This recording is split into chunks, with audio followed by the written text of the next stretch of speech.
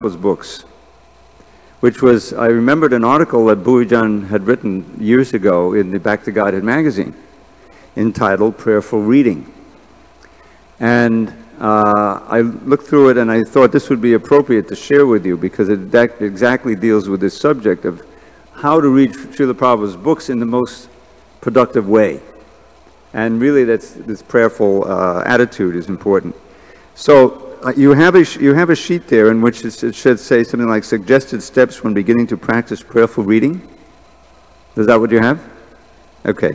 And we're going to go through those, but first I'd like to read a little bit of introduction, thanks, from Burijan Prabhu in this article of BTG.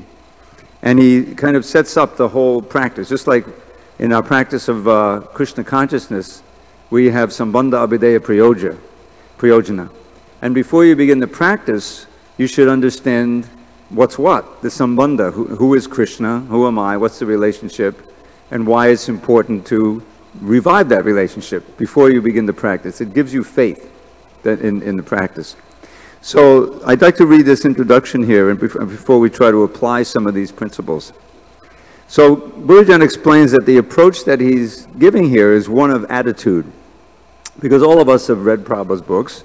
We certainly when we come to class, we hear the book presented, we read the verse and chant the verse and then the purport. But this is a little different. He's trying to plow the ground, so to speak, of our heart, so that the seeds of knowledge will be most likely to fructify there and produce what the desired effect.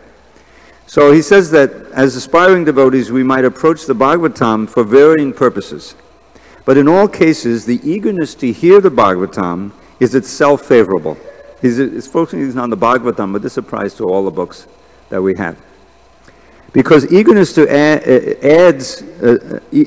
added to our reading inspires Krishna to help our attempts for purity and advancement in Krishna consciousness. So it's important to remember that we're not alone in this. Everything that we do is being guided by Krishna and his representatives, and he's responding to us. If we chant our rounds indifferently, then we'll get an indifferent effect. It won't be as effective. If we're really focusing and we're praying, it'll be a different effect because Krishna responds. It's always this reciprocal. That's what bhakti means, is this reciprocation of rasa, of feeling and activity. So he quotes this verse, which we'll read in our little selection that I pulled out in a few minutes. And some of you may know this verse, Shrinvatam Sakata Krishna Punya Shavana Kirtana Riddyantaksto Yabadhrani Vidunoti Suritsatam. Translation from Prabhupada's books, Sri Krishna, the personality of Godhead, who is the Paramatma or super soul in everyone's heart and the benefactor of the truthful devotee, cleanses desire for material enjoyment from the heart of the devotee who has developed the urge to hear his messages, which are in themselves virtuous when properly heard and chanted. So this is the kind of the underlying principle in all that we do in terms of hearing, that Krishna is in there. And the result of proper hearing, both of our rounds as well as pure Shastra given by the pure devotee, is that purification takes place. And we feel a change in consciousness. And that's most obvious in our increased attraction for Krishna, for serving Krishna, for everything related to Krishna. So he goes on. The goal of prayerful reading is less an intellectual gathering of information and more an attempt to allow the Shastra to affect us. It is an attempt to gain association, to listen carefully to Krishna's message, to let potent transcendental words sink deeply into the core of our consciousness. When reading in this way, one doesn't attempt to read a specific quantity. That goal is superseded by a desire for depth of purification through associating with Srila Prabhupada, with our acharyas, and with Sri Krishna, the Supreme Lord. Even a small step toward such a lofty goal requires a correct attitude when approaching the book. So the whole thing is our receptivity, or what he calls the attitude of our consciousness. An essential attitude and element is to approach Srila Prabhupada's books as being non-different from Srila Prabhupada. In other words, when you read anything, you're associating with the author. This is why we're enjoined Don't associate with non-devotees, because their consciousness inherently affects you by hearing. And the same thing is true on the positive side when we associate with Srila Prabhupada through his books. When Prabhupada returned to Vrindavan Dham in ill health in May of 1977, he gravely said, "So there is nothing new to be said anew. Everything, whatever I had to speak, I have spoken in my books. Now you try to understand it and continue your endeavor." Prabhupada once said that he would never die but would live forever in his books. In addition, Krishna himself is fully present within the Bhagavatam. Indeed, the sages of Naimisharanya asked, since Krishna, the absolute truth, the master of all mystic powers, has departed for his own abode, please tell us to whom the religious principles have now gone for shelter. Now, is anyone here for extra credit? Do you know the answer to that? It's a famous verse. Krishne sodamo pagate, dharma gyarani bisaha, kalo drashta nishamesha puranako dunodita. This, many devotees, they chant this before the Bhagavatam class. And the translation is here. The Bhagavad Purana, Srimad Bhagavatam, is as brilliant as the sun, and it has arisen just after the departure of Lord Krishna for his own abode, accompanied by religion, knowledge, etc. Persons who have lost their vision due to the dense darkness of ignorance in this age of Kali shall get light from this Purana. So in other words, Krishna, when Krishna was present on the planet, we know the verse, everyone knows the verse, Yadaya dahi dharmasya glana bhavati bharata. Krishna comes, especially when there's an upsurge of irreligion in the world. Of course, he comes at a certain schedule. But 5,000 years ago, there was definitely an upsurge. We had Kamsa, Jarasandha, there was a lot of demons on the planet. So he comes to protect the devotees, reestablish Dharma, and eliminate the atheists or the demons. So in doing so, he speaks the Bhagavad Gita, he speaks the Uddhava Gita, and he manifests as Vyas. Vyas is also an incarnation to write all the Vedic literatures, so that when he's gone, the influence, he'll be present through the sound vibration. And that's what the Bhagavatam is.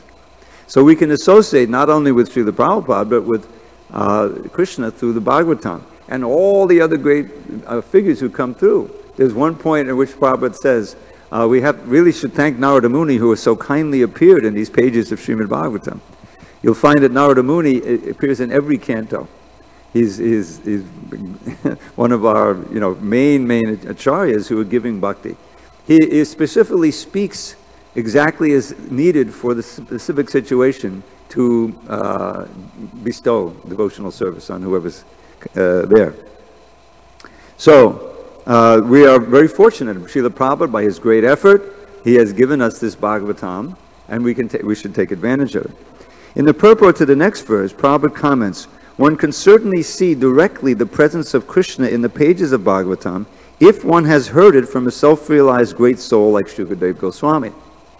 But somehow or other, if someone hears with rapt attention from the right person at the very beginning, one can assuredly see Lord Sri Krishna in the person in the pages of the Bhagavatam. Now I'll tell you, this is a little bit mundane, but I think we may have all experienced this. This is true even for mundane literature. I still recall back in 8th grade, I was like 13 years old, and I read this book by Charles Dickens, Little Nell, I think it was. And it was about this young girl in the middle of the, London with all of the industry and everything, and she had so many adventures, and near the end of the book, she died. Oh, my heart was broken. I had gotten so absorbed in this, and good writers, they can really get you going, And I wrote my review, my little report for my class, it was completely mundane. But it sticks in my mind how the literature can absorb the mind, draw you in, and you feel the presence, even on a mundane level, of these personalities. So what to speak of transcendental literature? This is the whole idea, how, when we read the Bhagavatam, we're actually there with Shukadeva Goswami, and we're there, with Maharaj Parikshit, and when they hear, Parikshit is listening, he's doing nothing else for 7 days. He's not eating, he's not sleeping, he's not drinking, he's just drinking in the nectar of Bhagavatam. And at a certain point he says, I don't care what happens, let the snake bird come and bite me right now. You just keep on going, chanting the glories of Lord Krishna. That's all, that's sustaining my life. Now this is an example of how potent transcendental sound is, that you can even transcend the bodily needs, you know. But we should understand, at least intellectually, this is what we've been given, because it's pure, the pure vibration. There's absolutely no material motivation or distortion of the message. Then we can also associate with all these great personalities and ultimately with Krishna through the sound vibration. So then he says, okay, for me, Bhuriban is speaking, the most interesting quotations about hearing from Bhagavatam are from Prabhupada's purpose to the 7th canto, 14, 4, and 8. And he quotes a little bit here. So Prabhupada is speaking in purport. Another specific description here is Shrinvan Bhagavato Bhikshnam Avatara Katamritam. It is not that because one has once finished the Bhagavad Gita, he should not hear it again. The word abhikshnam is very important. We should hear again and again. It means repeatedly. There's no question of stopping. Even if one has read these topics many times, he should go on reading again and again, because Bhagavad Gita, the words spoken by Krishna and spoken by Krishna's devotees about Krishna, are amritam, nectar. The more one drinks this amritam, the more he advances in his eternal life. Now here is the essential distinction between material vibrations and spiritual vibrations. You can't hear the material vibrations again and again, it becomes hackneyed, you know. Even before I even learned about Krishna consciousness, I wasn't about to go back and read that book, you know, about Little Nell again. It was finished, you know. I moved on in my material desires. But the point is, punok punok charvita charvananam. You know that phrase? This is a famous phrase. Again and again, chewing the chewed. Because it becomes stale, so you want something else. But you've already chewed it in some previous life, so it's just again and again the same thing. It becomes hackneyed. But the spiritual vibration, as we experience with the holy name, you know, as wonderful kirtan here, I'm hearing it right up in the room there, you know, it's going on, and you can go on for hours if you get absorbed, and it's nice chanting, right? Why is that? It's the same, it's the same mantra again and again, but it's not material, because Krishna is ever fresh. And if you're even, you know, we're not pure devotees, but we're becoming purified, and you can appreciate that. And you're hearing that holy name as nectar, pure nectar. As we heard, you know, for the Namashtaka, how the great acharyas are hearing about it. So that's true of Prabhupada's books. And you'll find newer and newer realizations. And one of the reasons is why? Because you're being changed. In other words, when you read and you hear and you chant, then you move forward in devotional service. That means that the same verse can give you a new insight into a certain aspect of the philosophy of your own life and so forth. So with this understanding, when we read Prabhupada's books, it becomes a great adventure, even to read the same purports again and again. In the Shastras, the Puranas and other Vedic literatures, there are so many narrations describing the transcendental activities of the Lord, and everyone should hear them again and again. For example, even if we read the entire Bhagavad Gita every day, all 18 chapters, in each reading we shall find a new explanation. That is the nature of transcendental literature. And then Bhurijan concludes, to me, these two quotations indicate the amrita, or freshness, and life that each reading of transcendental literature can offer. To help us truly realize the potency of Prabhupada's books, and therefore understand his stress on both reading and distributing them, and to help us increase our own devotion, we may honestly, humbly, and prayerfully seek instruction, association, and mercy each time we read the Bhagavatam. Attitude assists our receptivity. So this is the whole idea of prayerful reading, to really approach the book as a wonderful opportunity to find out new truths about Krishna, about yourself, about your reality. Instead of like, okay, it's a duty I have to read. That's good if we read regularly on that basis. But it's so much more of an experience, just like chanting, when you're chanting the holy name. When you're in wonderful consciousness, suppose you're in Vrindavan. You know, chanting your rounds in Vrindavan is different from chanting them anywhere else, because the whole atmosphere, your whole consciousness is different. You're seeing Krishna everywhere. Oh, Krishna walked over here. Now I'm going over to the Yamuna and so forth. So similarly, we can consciously create an attitude or mentality that we're most receptive to Srila Prabhupada's books and seeing Krishna there. So let's go through. Now I'm at the point where we're at the suggested steps when beginning to practice prayerful reading. Now before we begin, I wanted to say something, and that is that He approaches this from individuals reading, because that's mostly what we have. But there's also a wonderful thing to be had with reading together with one or more friends and reading out loud, because the vibration itself adds to the impact of what we're reading. I mean, originally, as we know, these knowledge was just heard, but it was written down by Vyasadeva because of our poor Kali Yuga brains. But still, to vibrate the books and hear and discuss is an extra added way of increasing one's understanding and receptivity. We have in San Diego, like in many places you may have, like we call it a bhakti chakra or bhakti vriksha, where in homes in different parts of the city or the county, the devotees will meet who maybe can't get to the temple every week or whatever. And they'll sit down, they'll have kirtan, and they sit down and they read a certain pre-selected portion of the Bhagavad Gita. Maybe they've read it ahead of time, so they're more familiar. And then you just discuss it, and you just churn up the nectar. I remember there's a section of the Kapila Dev's teachings when he teaches his mother. This is chapter 25 of the 3rd canto.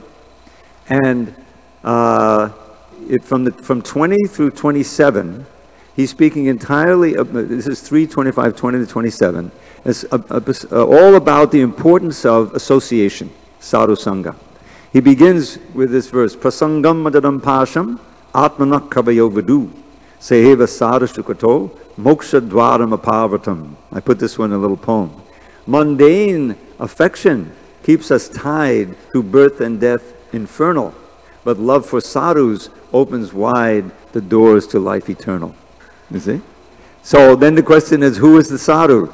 And then the famous verse, some of you may know, Tatikshava karunika sudidak sarvadehinam ajata shatta vakshanta sada vaksarabhushana. He says there that here are the qualities of the sadhu. Tatikshava, very tolerant. Merciful, karunika. Tatikshava, sudidak sarvadehinam, the friend of all embodied beings. He doesn't have enmity toward anyone. Ajata shatta, and therefore very peaceful. These are the ornaments of the sadhu. Now it's interesting that in that verse he doesn't mention bhakti yoga. That's in the next verse, which is really the cause of the qualities. Mayananyena bhavena bhaktin kurvanti yedvidham amatkrate chakta karmanas chakta swajana bandhava. One pointed and unalloyed devotion unto me. This is the characteristics of the real great sadhus. And because of that, for my sake, this is Kapila Dev speaking, he's none different from Krishna. For my sake, they'll give up any activity that's an impediment to devotion, and even if they're impediments, he will separate himself from his friends and relatives, if that relationship is an impediment. And then, so then he says to his mother, so what do they do? What are the characteristics? Marashriya katam nishta shinbanti katayanti cha tapandi vivadastava naitan mangata chetasa. Is that they're always hearing and chanting the sweet vibrations about me. Marashriya. Marashriya means a sound that has taken shelter of me, in other words, related to me. That's the phrasing. Mishta means very sweet, very enticing. Shunbanti katayanti, hearing and chanting. And because they're always hearing and chanting, the material miseries don't bother them so much. Is that they're transcendental to even the material miseries. They may feel them, but they don't impact as much as on a materialist, you see. So then he says to his mother, Tehite sadhavak sadvi sarva sangha vivarjita sangha steshvatate prata sangha doshadayate. My dear mother, and it's wonderful the way he uses the word sadvi. Sadvi is the female form of the word sadhu. So his mother, Devahuti, is actually already a sadhu, but she takes the role of a conditioned soul to question him, and so draws out all the instructions. So, saintly lady, you should search out such sadhus and serve them, because their association will eliminate all of the faults that you've accumulated from bad association in this life and previous life. This is called Sangha dosha. Sangha dosha. We're carrying forward when we, in our material part of our lives, some of you may have grown up in the Hare Krishna movement, you don't have as much. I was a total materialist, atheist, communist before I met the devotees. I was trained as a Marxist, believe it or not. So much from that bad association, reading all those material vibrations. So I needed a lot of cleansing. That's called Sangha dosha. So from good association with the devotees, hopefully most of it's been cleansed away. So he says, search them out, it'll get rid of them. So then he has this verse, and this is a verse you should really be familiar with, 3:25-25, you can look it up. Satam prasangan mama virya samvido bhavanti ritkana rasaya nakata tadjoshanasha ashvapavarga vartmani shraddha rati bhakti anukamishiti. We got one scholar here. So this verse is most quoted of all of them, probably that and Titikshava Karunika. She says, Kapila Dev says, Satam prasangan, in that association. Now he uses the same word prasanga as he started out with. Prasanga means not just association, but powerful association that produces strong attachment. That's prasanga. Prasa always intensifies the prefix. So here he says, Satam prasangan, meaningful, strong and prolonged association with the sadhus, he was describing. Mama virya samvido, what are you going to hear? You're going to hear accounts of my powerful activities, which is ritkana rasayana, a life-giving elixir for the heart and nectar for the ear. Karna rasayana katha. And by this process of just sitting and hearing, you know, what could be an easier form of yoga than that? Ashu abhavarga vartmani. This is a path of liberation.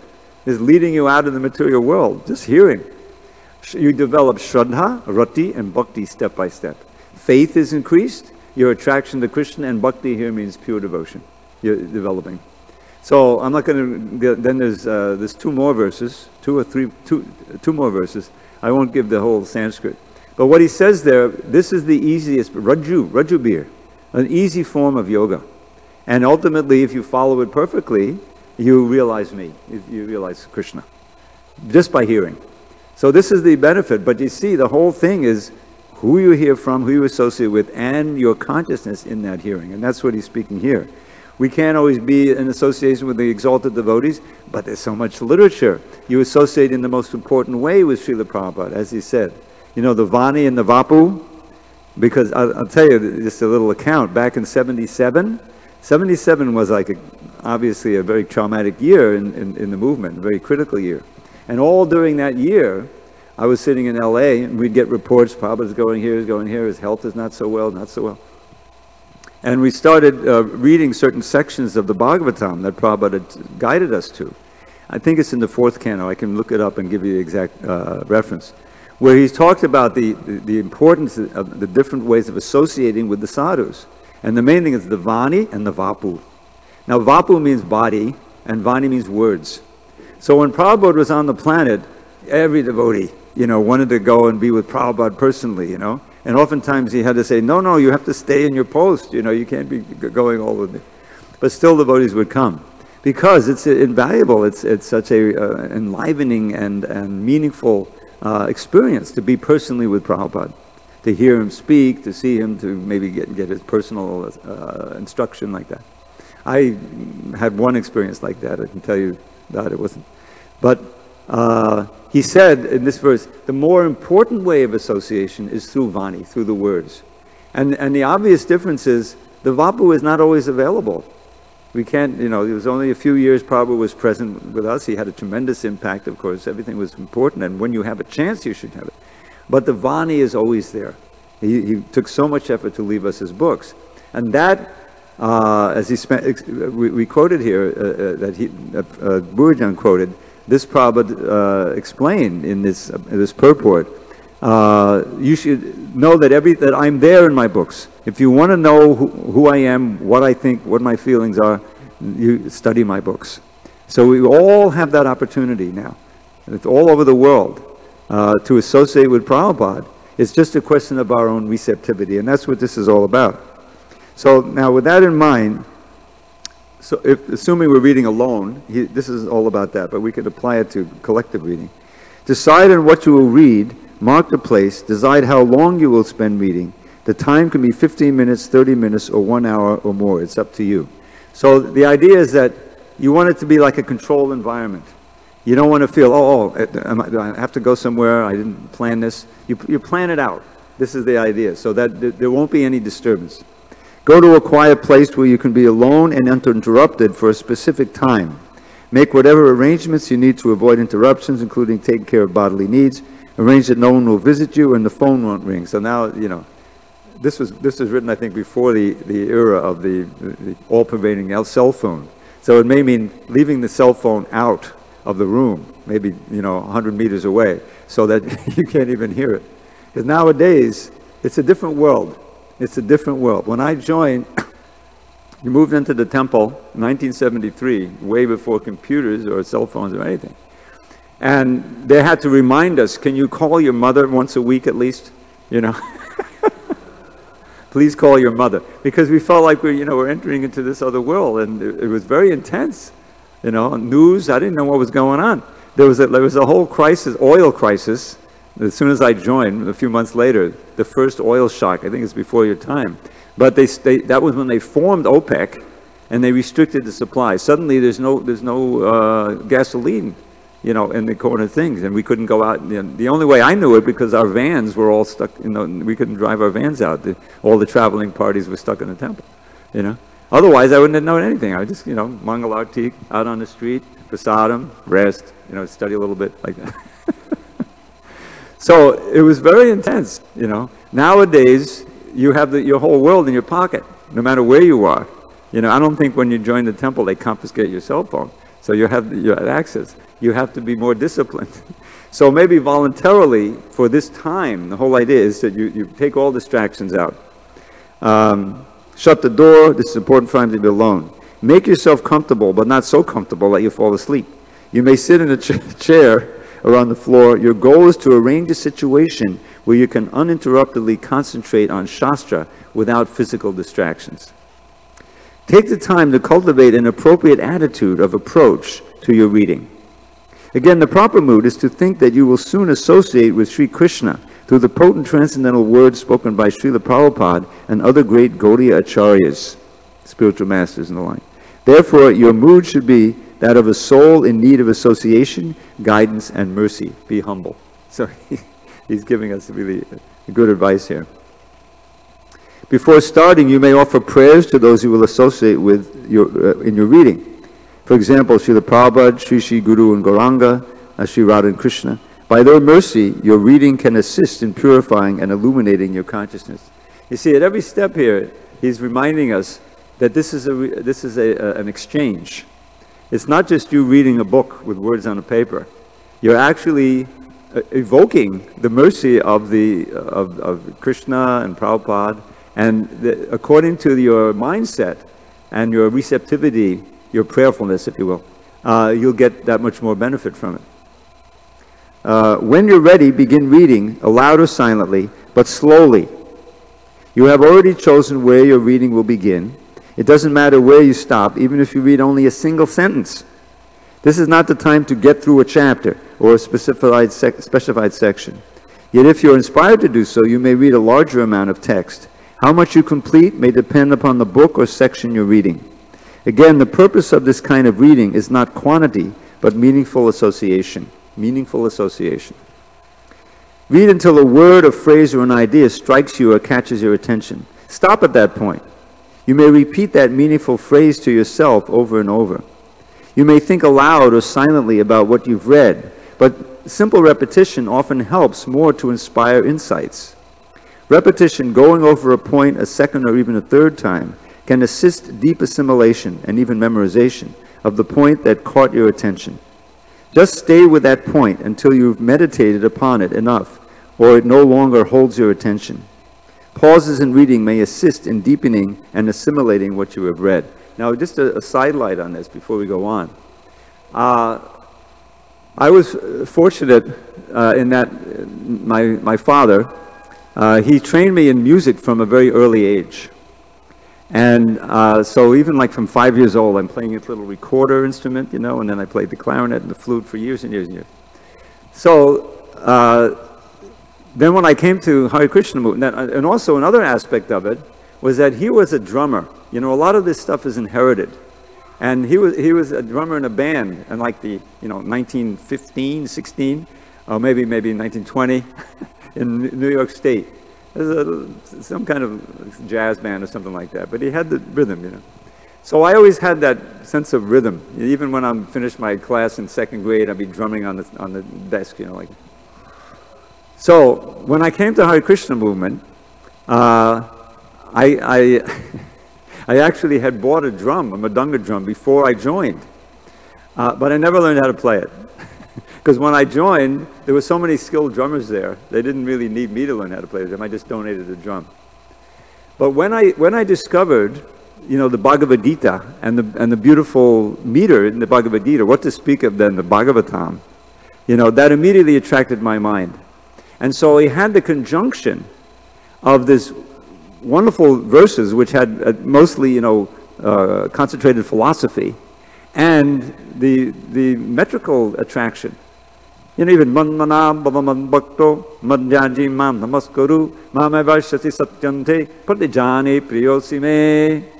Now this is, why did they take so much trouble to put it into poetry, you know? Because the mind inherently becomes attracted to rhythm. I'll tell you something that's, you know, it's a little bit discordant, but it's a fact. Some of you may have seen old clips of when the Nazis held these huge rallies, you know, thousands and thousands of people, and they had Hitler speaking up there, you know. In the background, they had these drums playing, which kind of created a little trance state, you know, people, and they're more receptive to this message to get brainwashed. Yeah, it's a fact. So, now Lord Chaitanya, there's something called Tauya Trikena. Has anyone heard of this before? Tauya Trikena. Tauya means music. Trikena means three aspects of music: singing, dancing, and playing musical instruments. Now these are great agents or weapons of Maya also to bewilder the soul.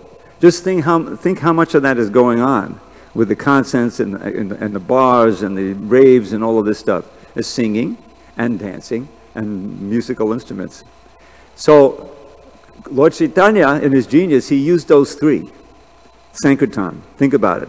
The singing and the dancing and the playing of musical instruments. Prabhupada, when he began the movement, as we heard, he didn't have a drum. Well, he did have a drum. He had half of a bongo drum. You ever heard some of those ancient kirtans from Tompkins Square Parks? That's Prabhupada strumming on that half a bongo drum, keeping the kirtan going for 3 hours. You know?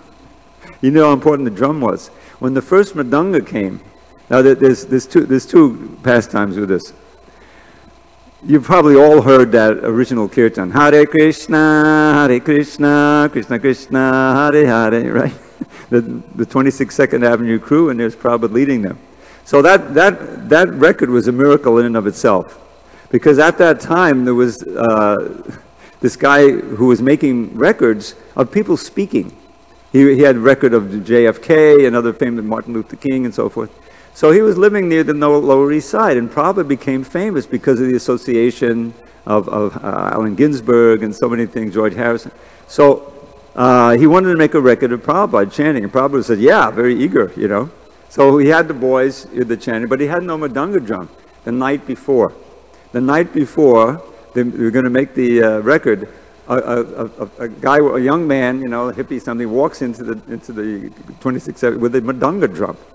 Where did he get it? I know where he got it, because I lived on the Lower East Side. There was a store on First Avenue, probably was on Second Avenue, First Avenue, of Indian musical instruments. I swear. It was right near the Paradox Restaurant. If you read the Leelamrita, you'll find the Paradox Restaurant was a big connection that brought Prabhupada from uptown to downtown. So this was what do they call them? The Scientology guys. They had started this store, and you walk in there and look for the instruments. They try to get you into Scientology. Anyway, I was into flutes, and so I would wander in there, and he must have got it from there. But wherever he got it, he walks in. He doesn't play the drum; he just has it. And Prabhupada, you know, sees it. He starts strumming. The devotees are amazed at how well he plays. And so then they said, because it wasn't their drum, and he was leaving. So can you please bring it tomorrow morning? We're going to make a record. And they said, well, chances are pretty low. This guy's coming back. He wasn't like devotee. He comes back the next day. And that's the drum Prabhupada's playing on that record. But it wasn't a permanent drum. So you know, then settled back. They didn't have a drum. In San Francisco, they were able to get a drum. When that first drum came, Prabhupada ran down the stairs, you know, to get the drum. Mukunda Maharaj took the elevator, and there's Prabhupada opening it up, you know, so eager. Because it added so much to the kirtan. As we know, when the drum starts playing, especially a nice drummer in time, it really adds a lot. So this Taurya Trikena. So this is all by way of just encouraging you to learn the art of chanting. I can maybe give another little session to show some of the tricks of memorization. I worked up Dravida's 6 easy steps for memorizing verses. We can have another printout. I can make it available. It's simple. The hard part is figuring out the beat in the advanced verses, the longer verses. Like we know the Brahma Samhita, right? It has a certain beat, right? Chintamani pakada sadmasakalpa vriksha, right? But there's so many other far out beats. Like we have Shikarini, they all have names, and the names fit into the meter. Like we have Shikarini, which Prabhupada explains it's a mixture of yogurt and sugar candy. Very sweet. Many verses written by the Goswamis and some in Bhagavatam, like describing the Vrindavan. The first chapter of Anchal Leela.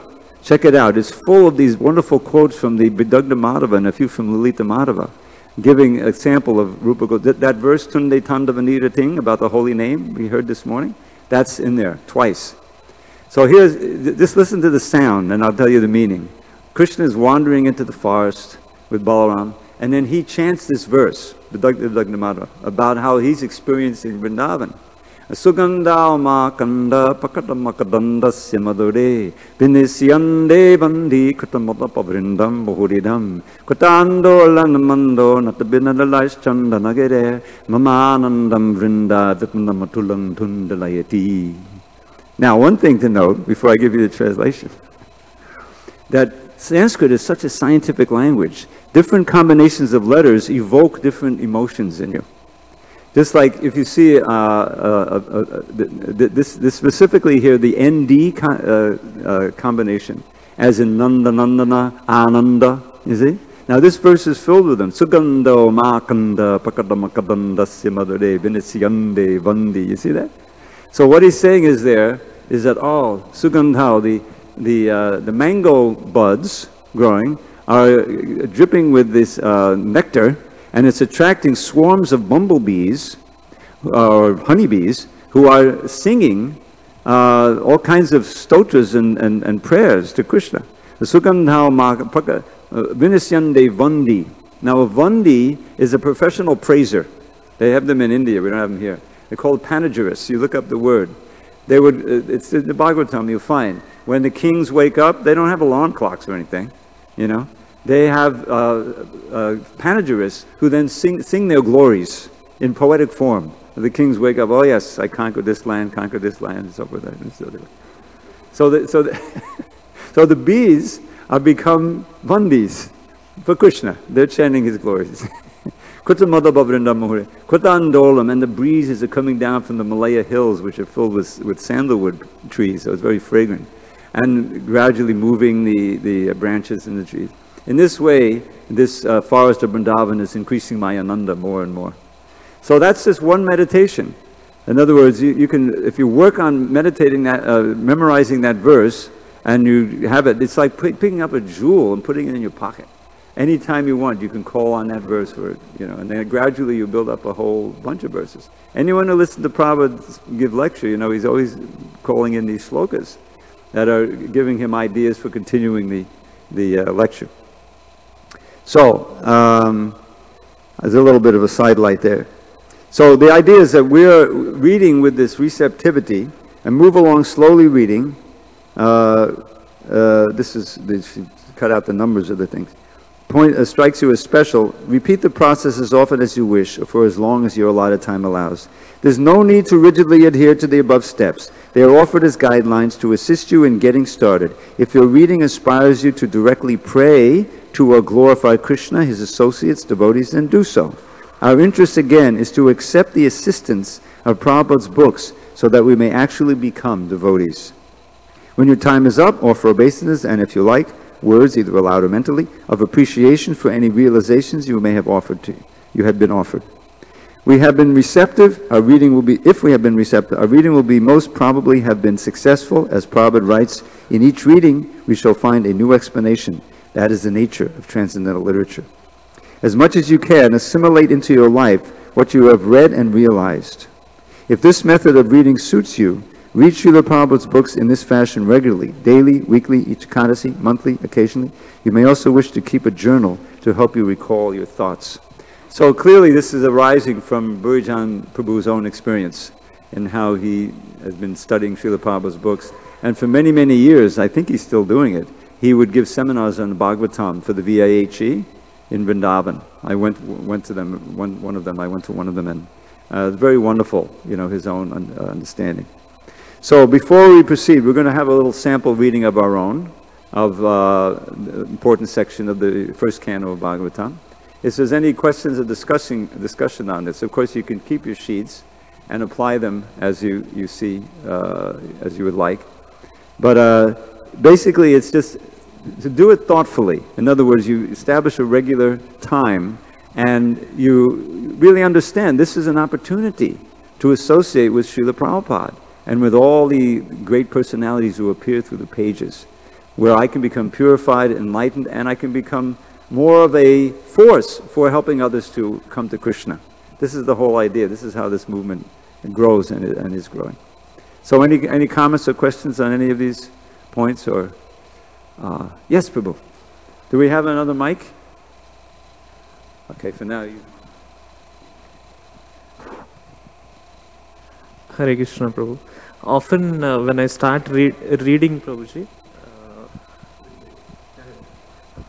my intention when I start reading is application, trying to apply what I'm reading. So for me, I see my reading as successful if I'm able to recollect what I have read, because that is the base. The recollection is the basis for application. Mm-hmm. And if in case I don't recollect, then I feel that my reading is not successful. So how do I know that if I'm not able to recollect, still the reading is being helpful for me, because I'm not being able to apply, because I'm not able to recollect. All right, I don't know if you heard all that, but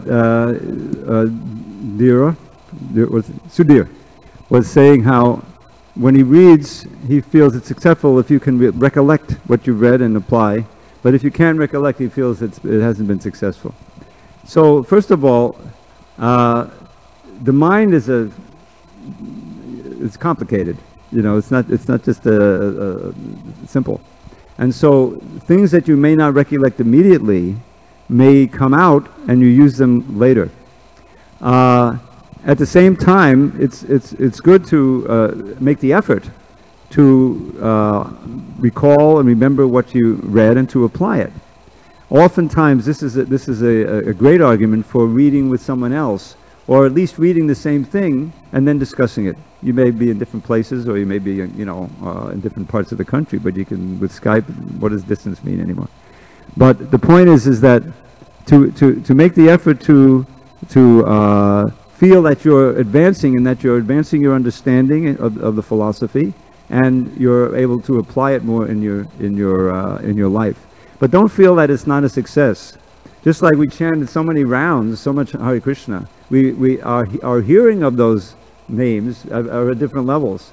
But it doesn't mean the ones that really count are the ones that I feel absorbed. They all count. They all go into the mix of our consciousness. And so somehow or other, we should read regularly. This was why Prabhupada was adamant about having the morning class. And you sometimes hear the classes, where is so-and-so? Where is so-and-so? You know, one of his big leaders wasn't there, probably out doing some errand or something. And he would sometimes make a comment, what will he understand if he's not present in the class? Because really, the intelligence, as we were discussing with this verse by Madhavendra Puri, that, for so many lifetimes I've served my lusty desires, lust, anger, greed, and they've shown me no mercy, they're never satisfied. But now, because my intelligence has awoken, I'm rejecting those demands. So now let me serve you. Now you please become my master. Because you have to serve. We know that. We're by nature servants. That's our dharma. So the intelligence, when it becomes strengthened by hearing this sound vibration, and also it becomes strengthened by discussing. That's why there's a class program where questions and answers. Tadvidi pranipatena pariprashnena seveya. One of the important elements of surrender to a guru is questions. is to hear with intelligence and formulate questions so that the intelligence will become nicely purified. So that brings up this idea of reading together with others and discussing. It's so much more potent. Bhuijan Prabhu is saying himself how he's by nature a teacher, and in the book I mentioned about japa, he said, I never learn something as much as when I teach it.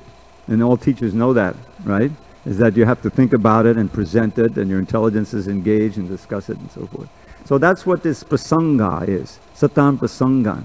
Meeting together in groups like this is ideal, these kind of retreats. But even if it's just your own family members or a couple of friends, set up a regular sangha, a regular time where you get together, you chant a little bit, read together with this intention of really getting into it. We don't have to read a lot. Let's just read this one purport. That's what I'm going to share with you if we have time. This very significant purport in the second chapter, first canto. Very pertinent to what we're reading here. And okay, let's discuss. What did Srila Prabhupada mean by this? Now, just as a sidelight, I'd like to share with you some of my service, what I've been doing. Like in this section that we're going to read, I'm not sure if we'll get the whole thing. There's a verse that says, Vidyate Vidya Grantis Chidyante Sarva Sankshaya. Does anyone know this verse? This is a verse that describes the result of hearing, becoming purified and purified. And then in the end, it says, Vidyate Vidya Grantis. Vidya Granti is the knots in the heart.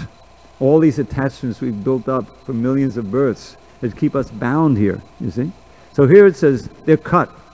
They're cut by this becoming attracted to Krishna through especially sound vibration. So this is a tremendous value. That means liberation. Chidyante sarva sankshaya. All of these doubts we have, and those doubts can take different forms. Oftentimes they take doubts in ourselves. Oh, I don't know if I can really do this, you know? But that's really reflective of a doubt of Krishna's supremacy. Because if Krishna is all-powerful, he can empower anyone to do anything. So that means that I don't believe Krishna can empower me to actually be a devotee. It's a subtle way, a tricky way the mind is telling you to flacken off. So all the doubts are destroyed. Vidyate grantis chidyante sarva sankshaya. Sankshaya is doubt. Chidyante is again cutting again. And then he says, Chiyante chasakarmani drishta evatmanishware. Now, this translation we've had since time immemorial is wrong. This is what I do for a living. So, Srimad Bhagavatam, let's see. I'll just read it exactly as it is now. Because these, let's see, okay. So what we have is, thus the knot in the heart is pierced. Knots in the heart are pierced. And all misgivings are cut to pieces. Misgivings here means doubts. The chain of fruit of actions is terminated when one sees the self as master. Now what do you get from that? It sees the self, small s self, as master. I got a lot of confusion. Am I the master? I'm the self. So since this came out, people have gone, well, shouldn't that be a capital S self, you know? And that's not actually the solution. That's not what Prabhupada meant or wrote. We go back to the what we call the Delhi Bhagavatams, the one Prabhupada brought with him on the boat that he printed in India at great effort. What he had there, the chain of fruit of action is terminated with the seeing of oneself, the dominating factor. No punctuation. The seeing of the self as one down. So there's no question of it being cap S. He's talking about the individual self. The word is Atman, Atmani, and Ishware. Now the Ishwara, that's God, right? Ishwara Parama Krishna, right? But Prabhupada used this special phrase, the dominating factor. Now the first editor he took from the purport, he said, oh, it's the master. One sees one's master. Well, that's Krishna. You see God in the heart, right? So that was correct. One sees the master. But the self as master? No. And you read the first line of the purport. Attaining scientific knowledge of the personality of Godhead means seeing one's own self simultaneously. You're seeing yourself in your original Swarup Siddhi, your actual form, and you're seeing your relationship with Krishna. That's what's happening. So what this translation really should say and will say, when one sees oneself and one's master. That "and" had fallen out. That had been missing from the original, but that's what Prabhupada meant. There's no question about it. So, just to let you know, I'm trying to set these, like I told you about the Janmaishwarya Shuddha Shibir, that also was adjusted. So these it's important to have exactly what Prabhupada intended. So let's go to our reading. I wanted to apply some of these things, and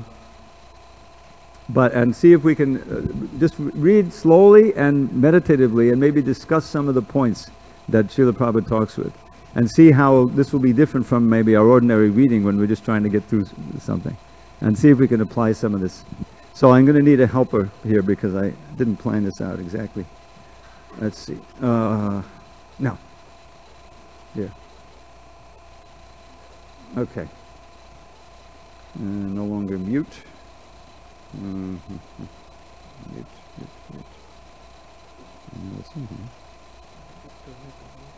No. There's something that says mute.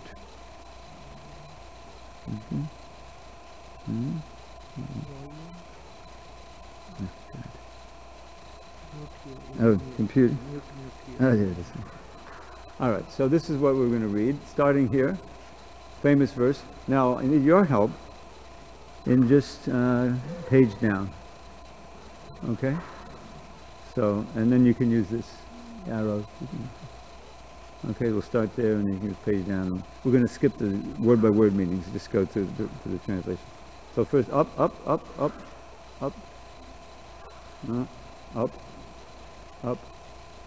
more.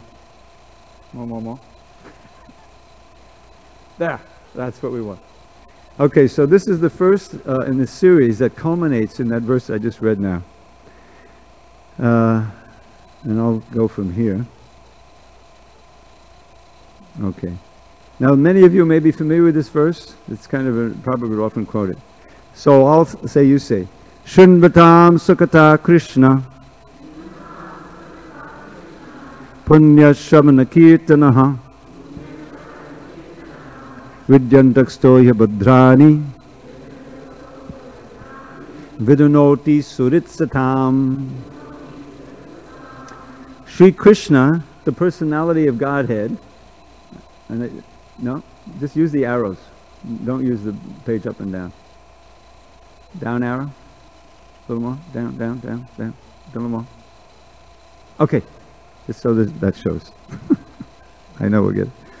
Sri Krishna, the personality of Godhead, who is the Paramatma or super soul in everyone's heart, and the benefactor of the truthful devotee, cleanses desire for material enjoyment from the heart of the devotee who has developed the urge to hear his messages, which are in themselves virtuous when properly heard and chanted. Okay, so go down a little bit and fit it. Okay, good. There, too far. Beginning of the purport.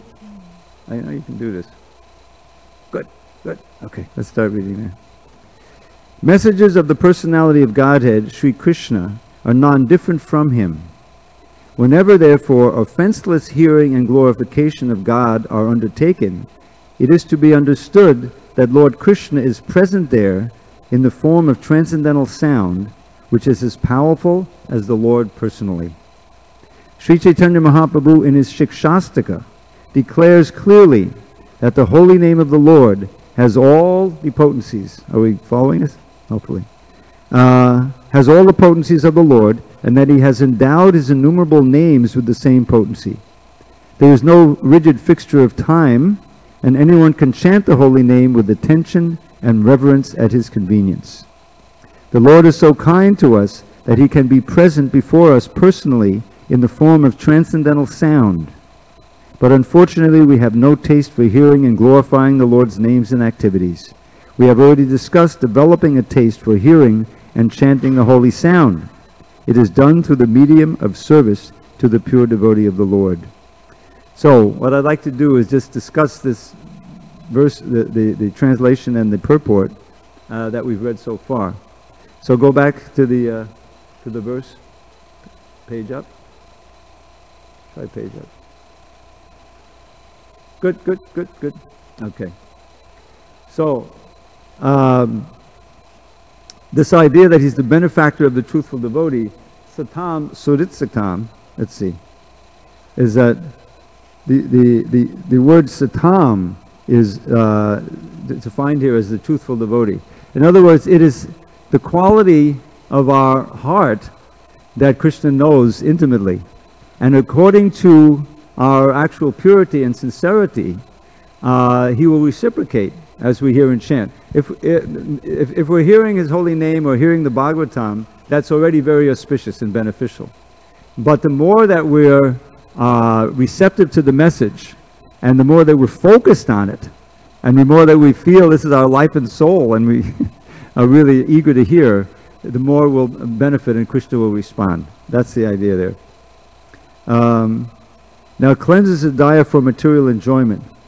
So, this is the abhadras. Abhadras are the same thing as anarthas, things that are inauspicious, that are harmful to us. So really, what is covering our heart are all of these accumulated material desires, doubts, ego, all of these things that are kind of filters that are dulling the message that we're trying to hear. So the more that we can cleanse them out, the more that we'll appreciate Krishna, everything about Krishna, beginning with the holy name, his devotees, the deity, everything. That's the whole idea. So Krishna is cleansing now. This is this cleansing process. Just as Lord Chaitanya says, Chaito Darpana Marjanam, Vidunoti also means to cleanse. Okay. He talks about offenseless hearing, glorification of God. So this, again, the same idea that Krishna is present in the form of his sound. This is part of the inconceivable power of Krishna, is that he can invest, as Lord Chaitanya says, all of his energies in his holy name, and also in the Srimad Bhagavatam. Any pure vibration describing the glories of Krishna is non-different from Krishna. And then Prabhupada quotes the Shikshastika, Nam Namakadi Bahudani Sarva Shaktis. Now, does anyone know from their reading, if anyone, the verse that Prabhupada is referring to, it says how one can get the taste for hearing about Krishna. You know, anyone know the Shushu Vasudeva Kataruchi Syan Mahat Sevaya Vipra Punya Tirtha Nashevana. Because the whole section leading up to this was how to get a taste for hearing about Krishna. Right at the beginning, it says Savai Pongsang Paro Dharma. Really, he talks about Dharma, Artha, Kama, Moksha there, if you see. So first of all, real Dharma, what is the definition of Dharma there? Can anyone say in their own words? Dharma, Swanashitak Pongsang, excuse me, yeah, Dharma, Savai Pongsang Paro Dharma. Next line. That's it. The Dharma that evokes pure devotion to Krishna. But then immediately he says, well, that's what I do in my religion. You know, we're getting love of God. But then he gives the characteristics. Ahituki and Pratyata. So that kind of removes a lot of things. Unmotivated. No material motivation. And uninterrupted. That's a high standard to meet. But that's the only standard that can do what? Fully satisfy the soul, right? That was the question of the sages. What is that Dharma by which the soul can be superseded, can actually achieve full satisfaction? Materialistic Dharma doesn't do it. It's not real Dharma. It's called at the beginning of Bhagavatam, Kaitava Dharma. Cheating religion. And Prabhupada explains, Sridhar Swami says, even up to the point of desiring liberation. Because think about it, what does the desire for liberation mean? It means, oh, I really want to be free of all the pains in this world. No more birth, old age, disease, and death. No more threefold miseries. No more trying to get the rent money. Forget it, you know. Let me just merge. Be free. That's a selfish desire. That's what people are trying to do all the time.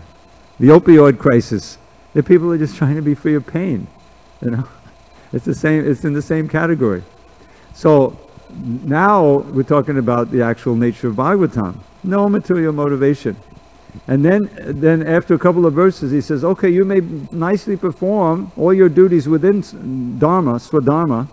He says, Dharma su anushtita, means you perform it very nicely. Vishwaksena katasaya no pariyed.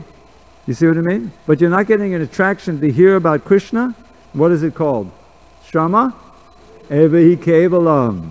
Right. It is completely useless. The benefit you get is simply the effort you put into it. In other words, it's like, you know, I live near the ocean. And I'm reminded of this sometimes when it comes up in the discourse. And that is the Shama Evi Kevalam. You've done a lot of effort, but you didn't gain anything. So the Greeks had a symptom of someone who's mad. You know, if you look at someone, they're out in the ocean, like, you know, wading in, and they're beating the waves with like a big stick or something, again and again and again. What? It's just craziness, right? That's what people are doing all the time. They're working so hard to accumulate money, get some position, you know, like that. But in the end, they leave it all behind. Mrityu sarvaharas chaham. It was all for nothing. Shama evahi kevalam. So that's dharma that doesn't provoke attraction for the message of Krishna.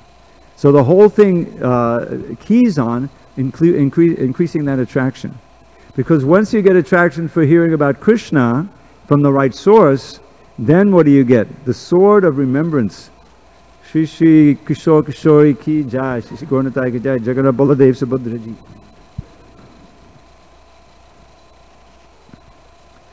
Now, give me a second here. I just want to... Okay. So I have this going to 4:30. Is that correct? I think it is. So we'll go on and let's do some other idea. So this whole section, he's talking about getting this taste, this eagerness for hearing.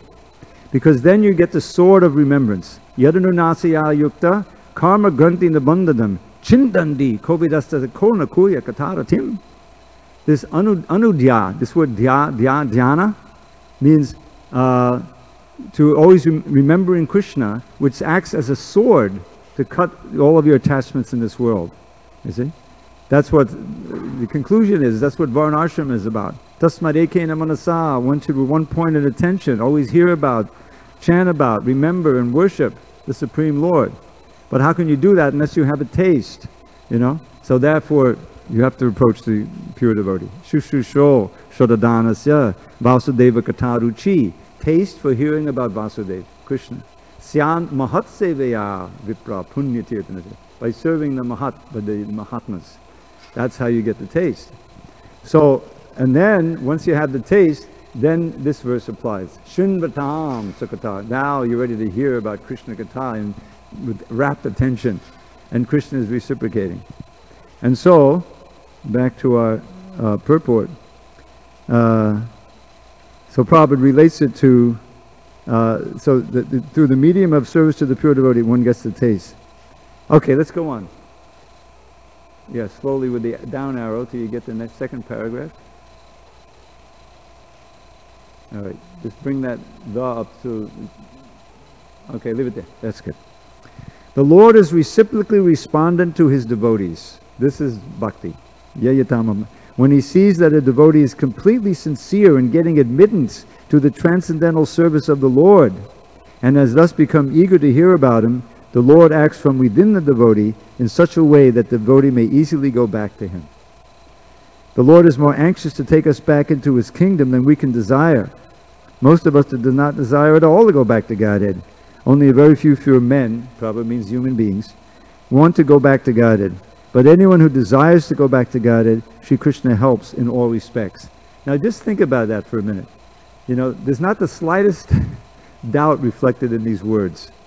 We take it for granted, but this is so rare. Here Prabhupada is speaking about these transcendental subjects that no one can know by any empirical means. But he's speaking with absolute surety because he's there. He has directly experienced. We're getting the blessing of hearing from someone who's realized, who can tell us as a matter of fact that Krishna is reciprocally respondent and he's eager to take us back. So we have to believe that. And on the basis of that faith, we have to develop that purity and that desire to go back to Godhead. Now, the interesting thing about it is, you know, Krishna consciousness has so many, it's mysterious. And then you think you're entering into the mystery, but then there's more mystery involved. And what I want to share with you here is about this idea to go back to Godhead. And that is that, you know, from day one, practically, you know, Prabhupada introduced this, how you go back home, back to Godhead. Well, that sounds good. You know, what's it like there? Oh, you know, Krishna's dancing and playing there. You know, I want to go there, you know. So, but really, in other places in the books, you'll find that the greatest devotees, they don't care about going back to Godhead, right? They just want to serve Krishna. Anywhere. Let me be born in the family of you know, as long as I'm in a family of devotees, but I'll be born as an insect, says Bhaktivinoda, so that I can continue hearing about Krishna. The idea is that, just like I mentioned the other day, about, you know, we want to feel bliss. We want to feel that happiness we read in the books. Lord Chaitanya is dancing for hours, you know, so much ecstasy going on, that ananda, right?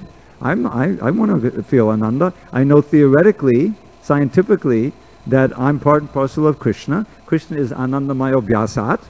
He's full of bliss, and I should be, and also ananandi, someone who's full of bliss. And Prabhupada encourages, yes, that's true. Okay, where is it? I'm ready to go. Where is that ananda? You see? The ananda is actually there when you forget about it completely. when you're focused on simply giving Krishna pleasure, and giving pleasure to his devotees, and trying to help the outsiders, and focusing on Krishna's holy name, you see? Not for your own pleasure, but because that's what Krishna wants you to do. In other words, you forget about yourself, and you focus on Krishna, and that's the self of the self. There's a wonderful phrase that Jiva Goswami writes. It's in a purport in the first canto. I forget exactly which purport. He says, this is the essence of the whole thing. Bhajaniya Padama Purusha Sukha Matra Swasukatvam, which means, just like in Bhakti Samana Sindhu, it says, to have one's only source of happiness in giving happiness to the supreme worshipable person. Bhajaniya Padama Purusha, the worshipable supreme person. Sukha Matra, Matra means only. Only in the happiness of that supreme person do you find happiness. Now, you know, the ordinary person says, well, what about me? What about my happiness? You know? But that's you're forgetting that you're part and parcel of that person. You see what I'm saying? If you actually focus on that, then you'll be supremely blissful. Because Krishna is reciprocating with you. He's also giving you unlimited happiness. He exactly reciprocating. So it's kind of paradoxical, but that's how you become blissful. By the service to the Guru, you get the taste for hearing. And so Srila Prabhupada goes on. We don't want to go back to Godhead. So in the original says, yeah, I want to go back to Godhead. So you do all of these things for purification. And as you progress, you give up your, you know, obsessing about going back to Godhead. And you simply serve Krishna, and you find out you're already there. You're already there. Because that being in service means you're back to Godhead. And then Krishna moves you around. If he wants to take you back and just sit up there in Goloka Vrindavan, fine. If he wants you to come back and preach, that's also fine. You're just wanting to just keep me in service. Just keep me at the lotus feet of the Lord. That's actually the attitude of the pure devotees. Go on. One cannot enter? One cannot enter into the kingdom of God unless one is perfectly cleared of all sins. The material sins are products of our desires to lord it over material nature. It's very difficult to get rid of such desires. Women and wealth are very difficult problems for the devotee making progress on the path back to Godhead. Many stalwarts in the devotional line fell victim to these allurements and thus retreated from the path of liberation. But when one is helped by the Lord himself, the whole process becomes as easy as anything by the divine grace of the Lord. So, here, you know, it comes, oh, he's pretty pessimistic. You know, it's not so easy. But when you're helped by the Lord, the whole process becomes easy. So that's what this verse is about. Krishna is helping. He's cleansing from within. He's giving us that one-pointed attention on him. To become restless in contact with women and wealth is not an astonishment, because every living being is associated with such things from remote time, practically immemorial. and it takes time to recover from this foreign nature. Now, just to one philosophical understanding here is that by nature we're all Prakriti, right? Krishna says, 7th chapter, he says, Aparem tastanva prakriti vidnime param jiva bhuta mahava yedam dayate jagat. He gives us the list of the 7 material energies, Bhuma, earth, water, fire, ether. Then he says, these are the apara prakriti, the non-transcendental energies. It's okay, thank you. Very good. So, but there's also para prakriti, which consists of the living entities who are sustaining this universe, so forth. So all of us are prakriti, meaning we're meant to be enjoyed by Krishna. But when we take the role of enjoyer in this world, we're sometimes known as Purusha. Krishna is the ultimate Purusha. But therefore, in the 13th chapter, we hear Purushak Prakatistohi Bhunkte Prakati Janganan, that the living entity in the enjoying mood is in this material world, and he interrelates with the modes of nature, experiencing the pleasures and pains and so forth. And as you relate to those modes of nature, you determine your destiny. It's been going on since time immemorial. So, because probably so men and women here, you know, the point is that it's all a question of your mentality. It's not a question of the gender. There are plenty of very, very advanced, I read this biography of Yamuna Devi, which I highly recommend. Incredible book about how her devotion worked for Srila Prabhupada and led a wonderful life of devotion, you know. And there's no bar at all for ladies going back to Godhead. We shouldn't identify with this external. Now, in the social intercourse, we have to observe all these rules. But Prabhupada was very open-minded when it came practically to engaging and exalting his lady disciples. So but he's writing here in a certain context. But if one is engaged in hearing the glories of the Lord, gradually he realizes his real position. By the grace of God, such a devotee gets sufficient strength to defend himself from the state of disturbances, and gradually all disturbing elements are eliminated from his mind. So this is very hopeful. So Prabhupada is giving us hope here. And he wrote this in India. He came to America, and this became the books the devotees were studying for a couple of years before any other books were printed. So this is all very important. All right, so what should we do? Should we go on for one more purport here? For reading, are there any questions, discussions? You can have this kind of reading yourself between several of you. Get together, get the books, and read a little bit, discuss, call to mind other passages. The point is to approach the vibration, the words in Srila Prabhupada's books with this understanding, we're getting to associate with Prabhupada in the most important way. Let's take full advantage of it. Imbibe, like drink in, right? Pabata Bhagavatam, drink the Bhagavatam. Imbibe the sound and the ideas and the wonderful revelations Srila Prabhupada is giving us, and then apply them in our lives. This is the great gift that we've been given. So, but like as in everything else, it depends on our attitude. Just like you sit down and chant your rounds, if your mind is very disturbed, you may, wow, did I just chant 2 rounds? I didn't hear anything, you know? Or you may hear every syllable or every name with great relish, depending on your consciousness. So what Buddhajan has done is given us a way to systematically formulate it so that we can approach the books in a prayerful way, in a very receptive way, and benefit from that. So, I think I'll shut up unless there's any further discussion, or maybe since there's a few more minutes. Yes? Go ahead, man.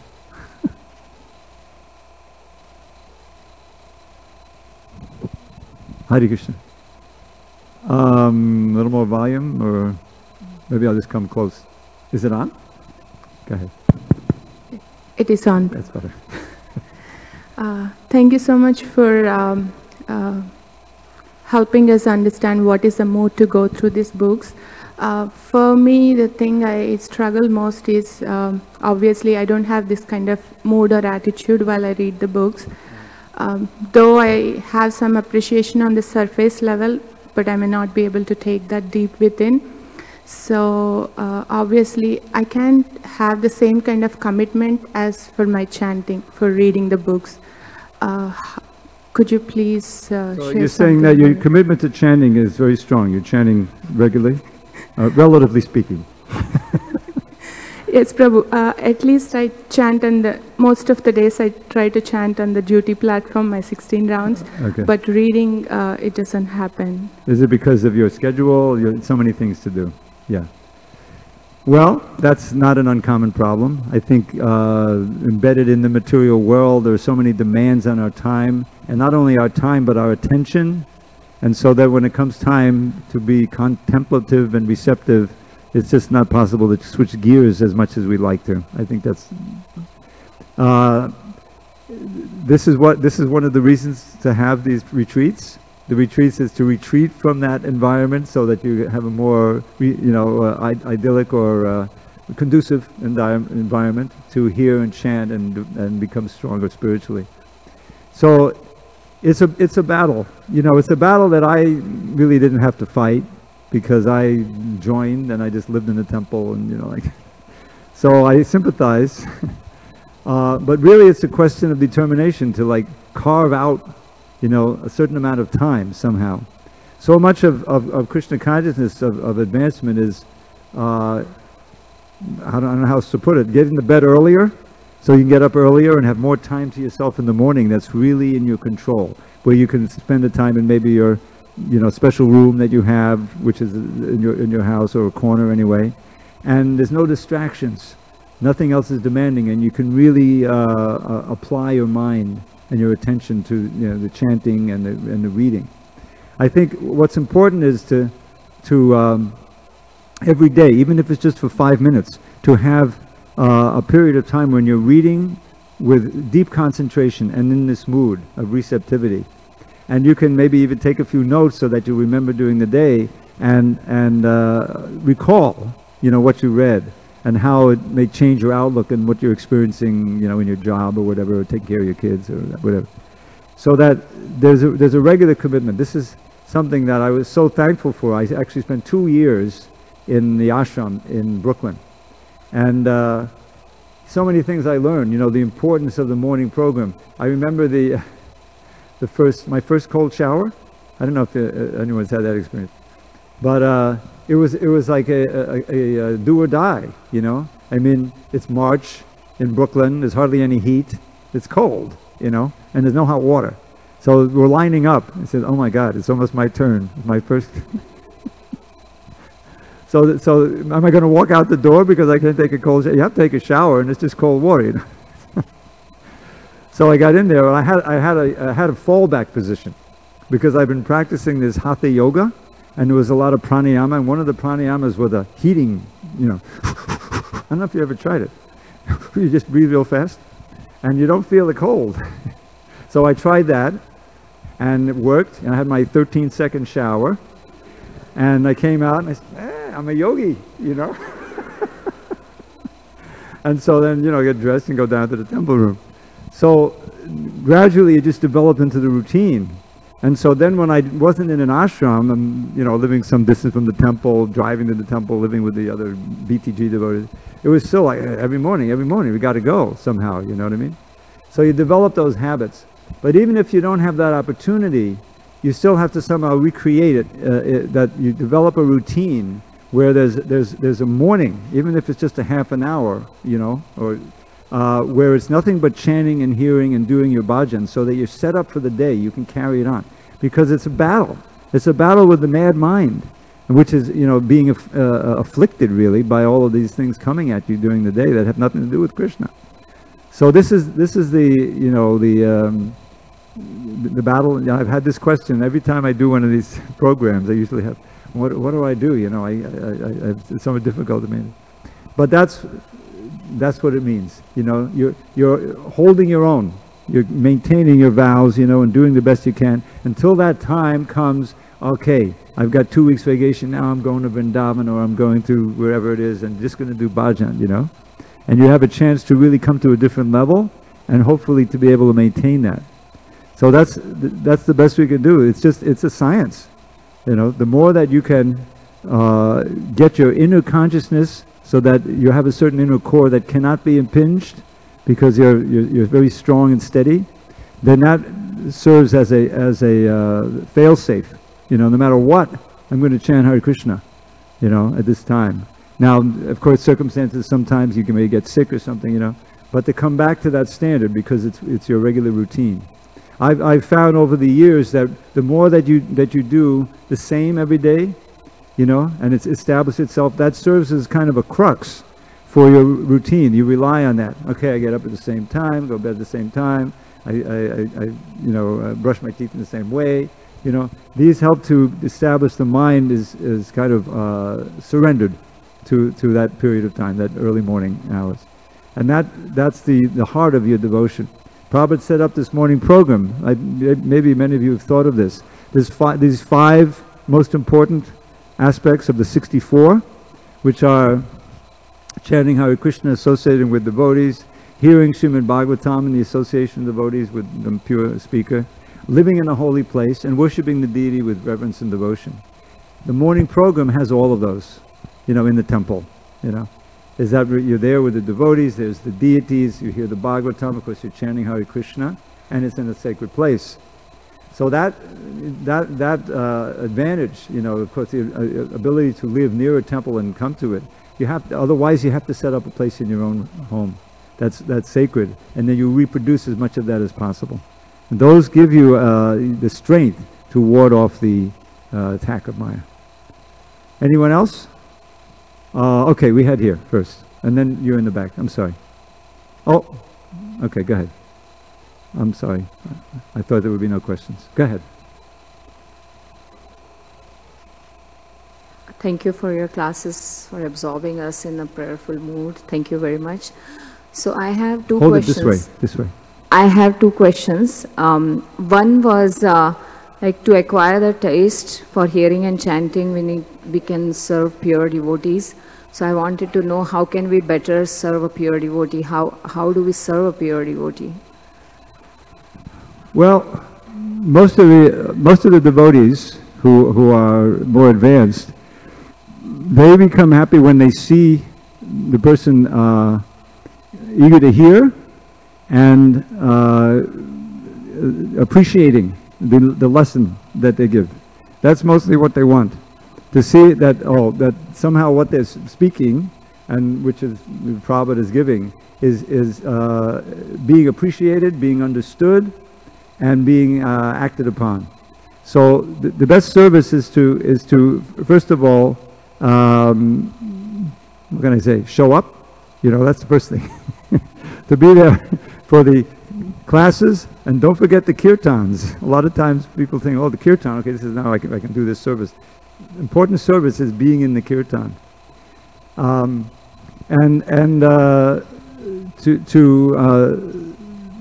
to hear nicely and to reciprocate with that, to show that you're really understanding and applying the science.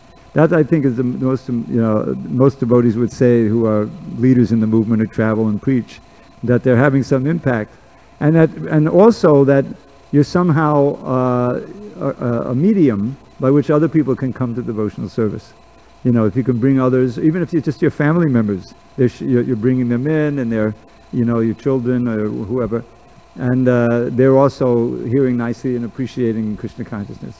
I think that will be the best service you can have. Okay, let her have one. And then you in the back. Okay, we have a few minutes. Go ahead.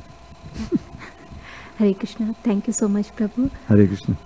I have a question. I have 2 boys, and both are teenagers.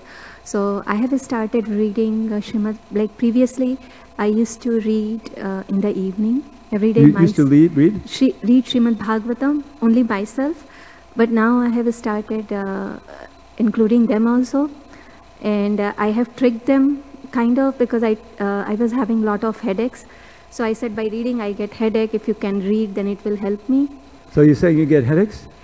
If I read, yes. You read to okay, yeah. So they read to you, is that the idea? So they read it so that I don't get headache. But I was wondering, how can I make it interesting? Because, when they read it fast to finish it up, And how old are they? One is 18 and one is 16. Okay. So you want to slow them down a little bit, huh? It's hard to slow down the boys at that point, you know. I remember how fast I was. It's first of all, Srila Prabhupada's books, you know, the Bhagavad Gita, which we distribute, you know, so widely, it's not a beginning book. It's not a beginner's book, but you know, it's such a potent book that, you know, you want to give it out as much as possible. But it may be an idea to read one of the books that's actually been written and produced for beginners. And what I mean by that is a book like The Science of Self-Realization or Journey of Self-Discovery. These are books that were compiled by from BTG articles that Prabhupada gave. And those articles were picked out and edited in such a way that the ordinary person could get something out of them. So it may be an experiment to try reading those books and read a little bit and then discuss. It's not just a question of reading, but it's also a question of discussing, especially with people who are not steeped in the movement. I don't know what, you know, if they're into chanting and so forth. But you want them to pick up some lesson. And that's exactly what those books are for. If you read Bhagavatam, parts of it are like, whoa, you know, that's like really advanced stuff. I don't know, the language is different. Because Prabhupada wrote it and spoke it at different times. It's not the same kind of language as you find in the other books, in the books I mentioned. So that's one thing that you can do. And the other is that you stop. In other words, as Gurujan said, it's not the quantity, but it's what you're getting out of it. Read one paragraph and discuss it, you know. What is meant here? What's going on? What is Prabhupada trying to convey? So that they have to apply their mind. Otherwise, it sounds like they're just getting through it, and maybe it's, you know, not having as much impact. Okay, I wanted to give you a chance in the back. I'm sorry. I hope that helped a little bit.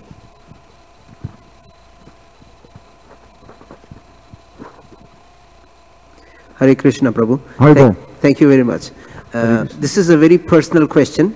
And the question is, when I read, I have a tendency of analyzing, which sometimes lead to, you know, counter-argument and over-analysis. Over-analysis, Yes. And the question is, what should be done to keep the inquiry alive, to keep the spirit of inquiry alive, but at the same time, not to commit any offense, getting into challenging authority? That's a good question.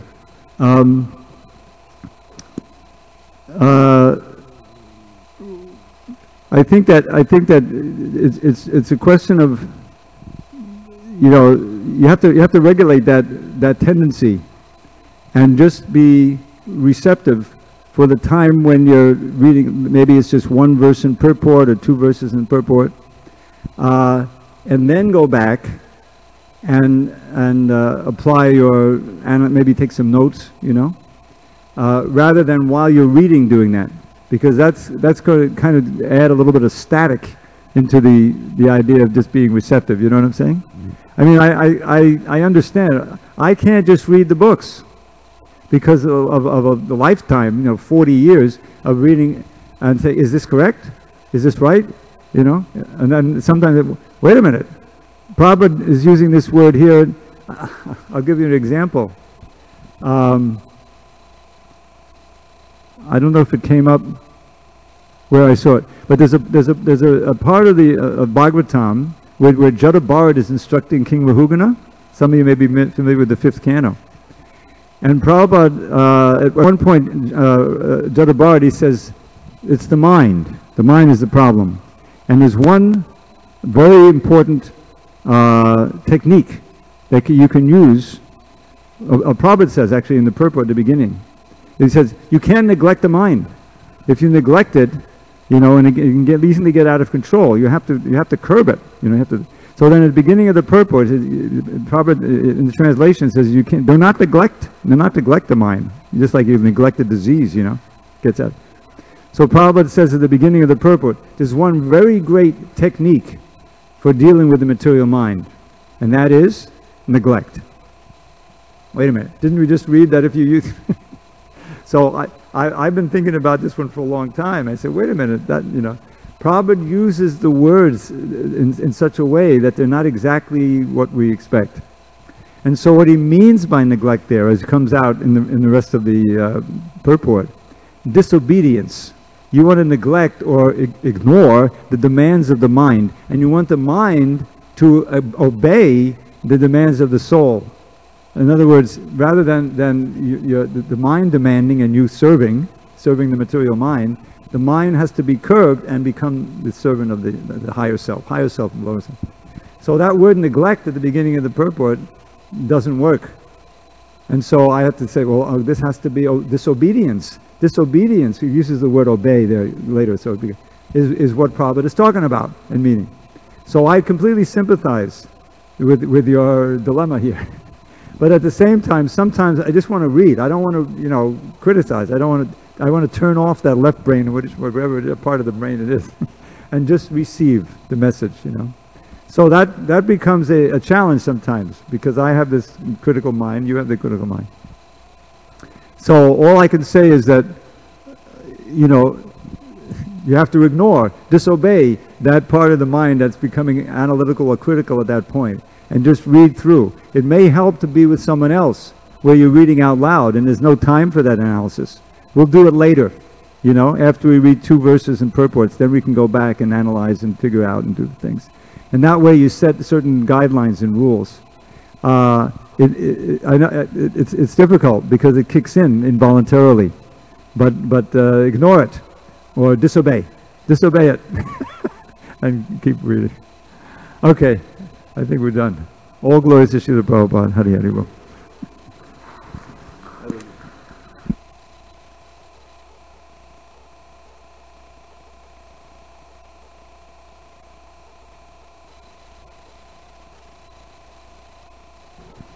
Hare Krishna, everyone. Thank you, Dravida Prabhu, for that very insightful session. That was incredible. And now you guys have that sheet to keep, so we can use it every time we read and every time we practice. Yeah. The next on our session, on our schedule, is Sangha groups.